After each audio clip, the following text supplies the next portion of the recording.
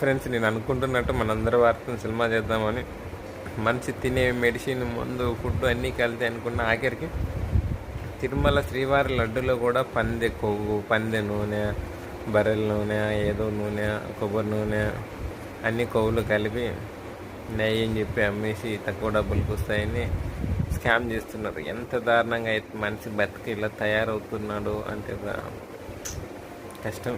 ఇంకా బతకడం మనిషి ఇంత మోసం, ఇంత అన్యాయం, ఏం బతికి ఏం సాధించాలి అనుకుంటుండో నాకు అర్థం కావట్లేదు. డబ్బు డబ్బు డబ్బు డబ్బు డబ్బు. మన జగన్ అలా చేశాడు.